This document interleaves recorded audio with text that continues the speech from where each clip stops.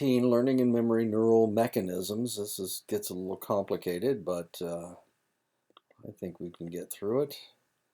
Whoa, neural mechanisms. Research shows that memory formation can take place in the development of simple neuronal changes all the way to complex neural changes. Memory is only formed when neuronal changes take place, of course. Simple neuronal circuits may receive input from more complex superordinate or modulatory circuits. However, some memory requires more complex neural connections. Relatively complex networks are called cell assemblies. Many of the changes in neuronal structure can be measured physiologically. These changes may be presynaptic, postsynaptic, or both. Many researchers believe that long-term memory requires significant neuronal structural changes. Donald Hebb suggested that if a neuron frequently stimulated another neuron, that it would make a permanent change in the stimulated neuron. Practice makes perfect. A Hebbian synapse is a synapse that has changed because of frequent stimulation. This means that the synapse is not only active in stimulating other neurons in the area, but that it is frequently stimulated as well. Neurons that fire together wire together. This frequent stimulation follows Hebb's dual trace hypothesis. Research actually done by the authors of this text dealing with the weight of rats' brains in a standard environment, an impoverished environment, and an enriched environment proved that rats who were raised in an enriched environment had heavier brains than rats raised in the other two environments. The area of the brain that had the most significant growth was the cerebral cortex, but especially the occipital cortex. Further research has proven that much of the change takes place because of dendritic branching. Dendritic morphology has been shown to be constantly changing. Fine filaments extend from the dendrites. These are called filopodia. If these filopodia make contact with an axon, they may form dendritic spines. When a synapse receives repeated strong stimulation, it creates a stable and enduring increase in the effectiveness of the synapse. This is termed long-term potentiation. This can especially be seen if the neuron experiences tetanus, a flurry of intense and constant electrical stimulation that creates a permanent change in the synapse. This may answer some questions for you.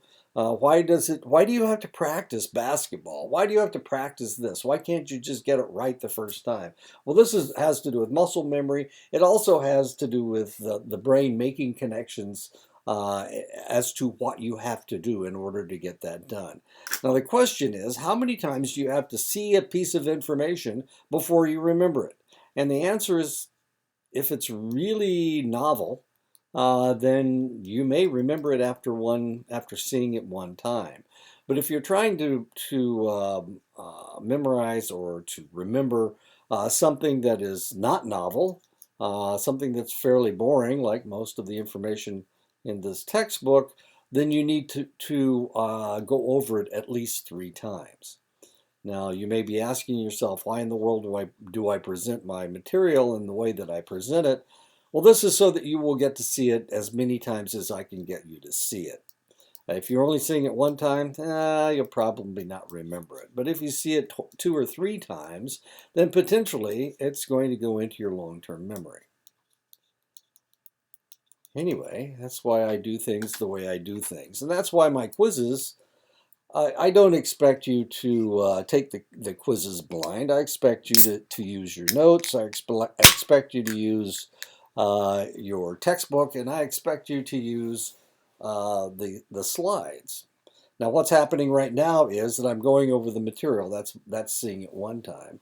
When you take the quiz, then you're going to have to look it up. You're going to probably have to look up the wrong answers as well as the right answers. Now, all of a sudden, you've seen this at least 2 times, and now, of course, you'll enter it into the test, and potentially you've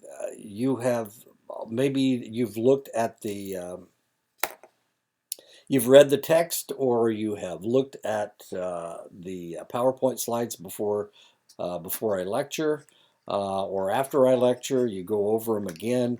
Potentially, you're going to see that piece of information 3 times, and if I can get you to see it 3 times, if I can get you to go over it 3 times, then the probability is that you've made that connection in your brain.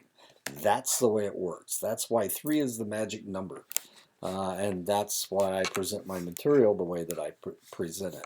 I don't need to test you over it, not really. And these aren't tests, these are reviews. I don't really use tests. I call them quizzes to make people in assessment happy. But the reality is that they're reviews. They're reviews of the material. And that's the reason I present my material the way I do. The best way, they have discovered that the best way to learn is with multiple choice questions, because there is one right answer and there are 3 wrong answers. So if you can recognize the right answer right away, then you can go to the next one. But if you have to research all the wrong answers along with the right answers, then you're more likely to remember the right answer, as interesting as all that is. So that's why I present the material the way that I present it. I'm trying to get this material to stick in your brain, so to go into long-term memory. Some of it, well, there's questions. Since I'm an English major, I use a lot of definitions. I like words, so I use a lot of definitions. The more words you know, the more likely that you are going to be able to succeed if you go to graduate school or beyond. So there you go. There is a method to my madness. It's not just craziness. Why do I show pictures all the time? Because pictures are interesting. That's one of the reasons I do it. I'm trying to get you to think in pictures. I tell you stories. These excite you. Maybe they make you a little bit emotional. Maybe you laugh a little bit. Laughing is really good to remember things.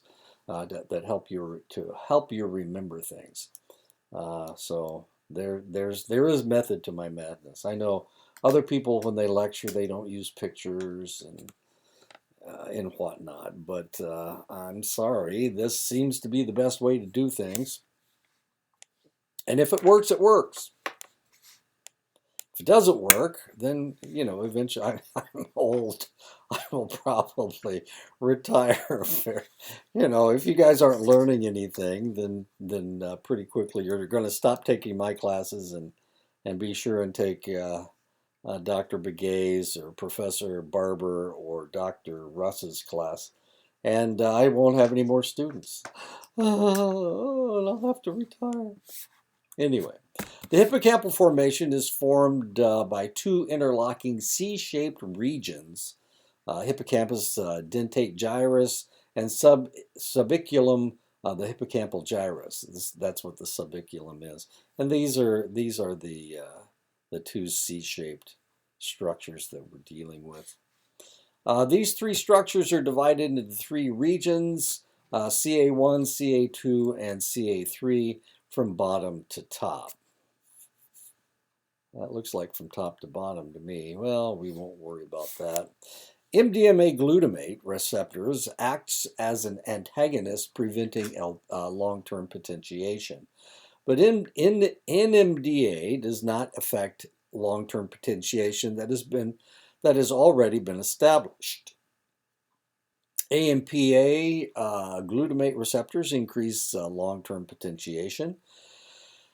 Activation of NMDA receptors leads to an increase in AMPA receptors. When glutamate is released in a synapse that has both AMPA receptors and NMDA receptors, the AMPA receptors require only moderate stimulation to be activated, whereas the NMDA receptors require a greater amount of stimulation. This occurs because magnesium blocks the NMDA calcium channels effectively keeping the NMDA receptors from firing, and that is magnesium. If the AMPA receptors become stimulated enough, it depolarizes the membrane, removing the magnesium and allowing the NMDA to fire. This allows a large amount of calcium to enter the neuron. So the NMDA can only be activated when the cell is depolarized and there is glutamate present. The large influx of calcium activates protein kinases, enzymes that enables a phosphate group, PO4, to attach to a protein molecule. PO4 is phosphate, and that should be lower. Well, anyway. See, you can see the calcium. See, they do it the same way that I do it. 2 pluses. I just put 2 pluses in there. It makes more sense. Protein kinase A, PKA, protein kinase C, PKC, calcium calmodulin kinase, CAMK, and tyrosine kinase TK. Go ahead. Oh, we go. CAMK affects AMPA in 2 ways. It phosphorylates AMPA receptors, increasing their conductance of sodium and potassium ions. It promotes the amount of AMPA receptors from the interior of the neuron to the surface of the membrane. CAMK leads to the formation of intermediate-term memory. PKC leads to a formation of long-term memory. PKA leads to LTP, long-term potentiation, which in turn helps to establish both long and intermediate-term memory. The activated protein kinases not only help to phosphorylize proteins, but also triggers the synthesis of new proteins. The protein kinases activate a CAMP responsive element binding protein, or CREB. CREB in turn binds responsive elements. Is that right? In turn binds responsive elements. The element that CREB binds to are nucleotides. The nucleotides that are affected are in the promoter regions of DNA adjacent to genes. This changes the rate of transcription of adjacent genes. This in turn alters the growth and differentiation of the neuron. If the protein that recognizes CREB, CREB, is genetically disrupted, it causes a syndrome that is characterized by intellectual disability. But there are also CREB antagonists. Inducible CAMP early repressor, ICER, produces 4 proteins that block CREB gene transcription. These proteins block CREB by binding to the genes themselves, but do not promote transcription. If too many ICERs are present, CREB will not induce long-term memory. Another CREB antagonist is phosphatase 1, which activates CREB. It is thought that these CREB antagonists exist to pair unwanted memories or to keep them from forming to begin with. So now we're really talking about psychology instead of biology. So all of these things exist so that you can forget things you don't want to remember. That makes a lot of sense.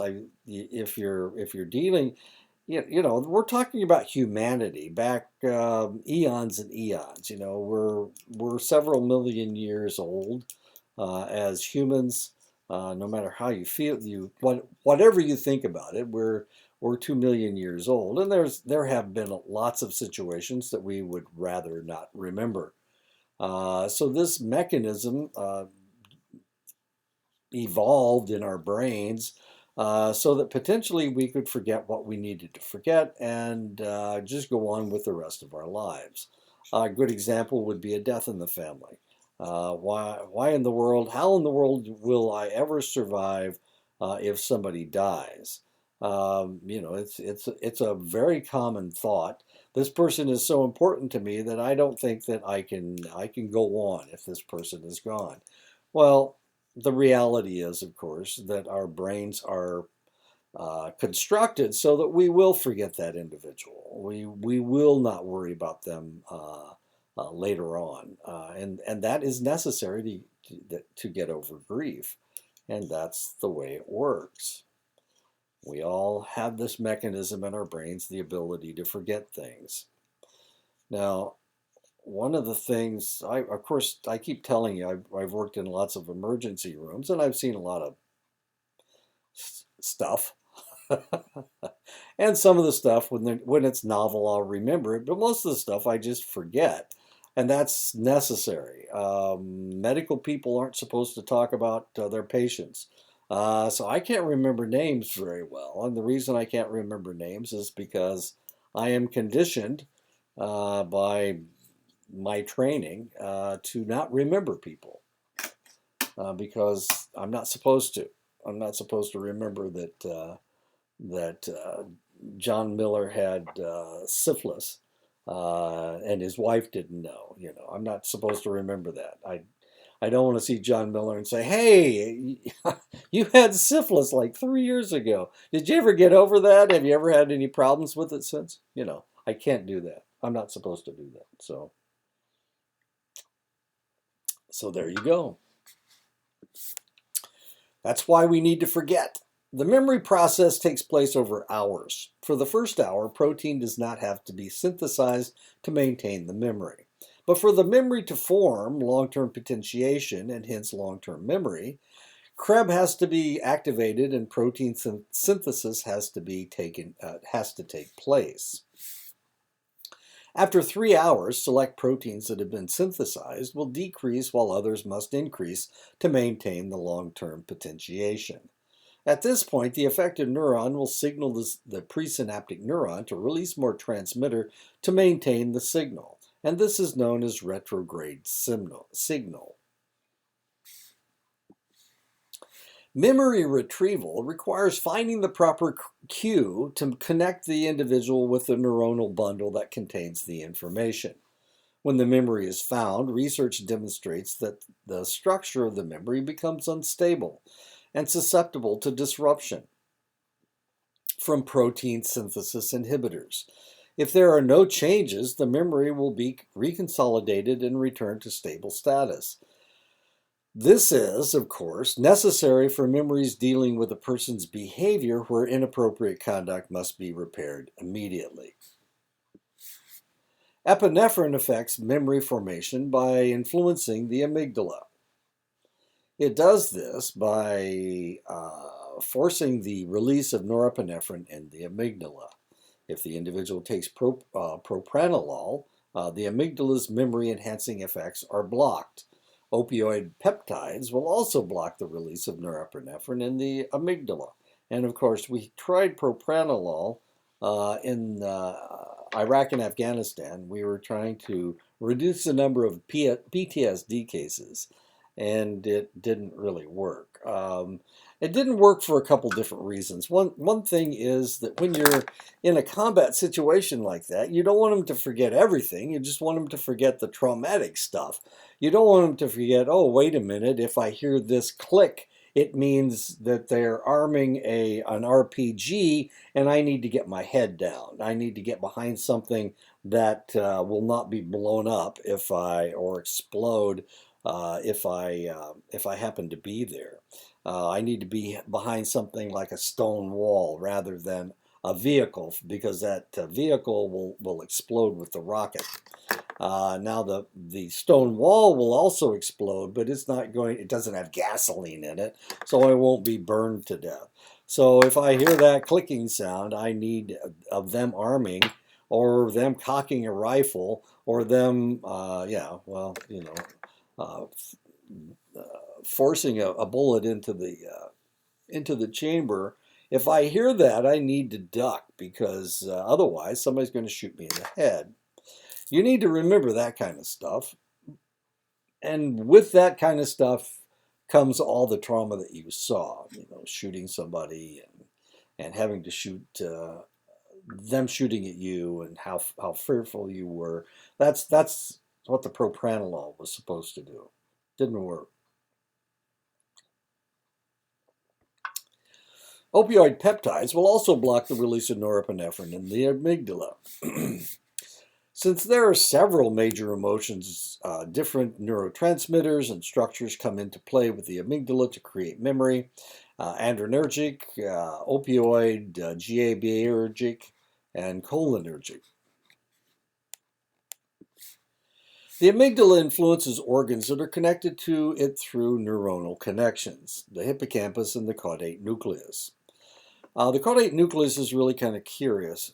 Or is the caudate? Oh, I don't have it there. Okay, the caudate nucleus is kind of curious because it acts as an organizer. It distributes information to the parts of the brain where they need to go. If there is a malfunction in the caudate, a lot of times people will become OCD. They become obsessive compulsive. And the reason they do is because that's the only way they can control the information, is by repeating the information inside themselves. That's the only way they can make sure that things turn out the way they're supposed to turn out. That's a malfunctioning caudate. Propranolol works by taking the emotion out of the memory. The memory will still exist, but the details aren't as distinct. Brain as a whole shows a loss of weight beginning at age 30. The frontal cortex loses more weight during the decline than any other portion of the brain. The hippocampus also shrinks with aging, being one of the reasons for the elderly to display memory problems. Now, memory or aging has come into the consciousness of Americans lately because President Joe Biden had just turned 80 and Donald Trump is 78 years old. And it looks like in the next election, we're going to have an 82-year-old running against an 80-year-old. Just recently in my home state of Iowa, we elected a man who will be 92 or something like that. When if by the time he's finished with this senatorial session, he'll be 92 years old. Now the question is, how functional are these people? Are they, come on, your brain starts losing weight at age 30. By this time, their brains are not very heavy at all. So can Joe Biden run the country? Can Donald Trump run the country after he's 80 years old? Can Senator Chuck Grassley from Iowa, will he still be functional at 92? Since that's his age, you may question, come on, Bradley's 73 years old. He brags about it all the time. He must be as dumb as dirt because his brain's about the size of a grapefruit. You can say that if you like, but I still get to grade you. No. Anyway, okay. So I just told you my theory of education. I'm not sure I'm going to sell a lot of people on that one, but we'll see. Maybe that is my brain shrinking that I think all these things. My wife doesn't agree with me. That's why I try to not talk about it when she's around. Right now, she's at choir practice, or choral practice, she calls it. Another area of the brain that degenerates with age is the septal complex that provides input to the hippocampus. Since most of the neurons in the septal complex use acetylcholine as their transmitter, degeneration of the neurons or acetylcholine producing cells leads to memory problems. Alzheimer's disease is such a memory problem. And that is the end of that. So I guess I really enjoyed this class. Always do. Always enjoy physiological psychology. If you have any complaints, you can email me. I take criticism really well. No, I'll be okay. So if you have any problems, just give me a call. Or I have office hours Monday and Tuesday. They're in the afternoon. 3 to 5, and on Wednesday and Thursday they're in the morning, 8 to 10. So, or if you can't get a hold of me at that time, just tell me when, and I'll be glad to turn on the Zoom. It's always the same number, which makes sense to me, but I don't know why they have us come up with different numbers for each meeting. Anyway, let's not worry about that. Good luck to everybody. I hope you finish all your stuff and you do well on all your class, your stuff, all your classes. Hope you pass everything. Remember, you can turn in. I have no late, so you can turn in your any of your assignments up till the 9th of December, which is the Monday before I have to turn in grades. So yeah, I've got to work all through that week. It's going to be ugly for me, not for you guys. You don't have to worry about it. So you can turn in stuff until the 9th of December. Today's the what, 20th? So there's 3 weeks, a little over 3 weeks. No, that's exactly 3 weeks. Is that right? Or is that 4 weeks? Anyway, whatever. I can't count. That's 10 and 18. That's 18 days. 18 days divided by, oh, that's not 3 weeks. That's, I don't know. Let's not worry about it. So I'll see you guys. I'll see you guys later. Take another one of my classes. We'll have even more fun.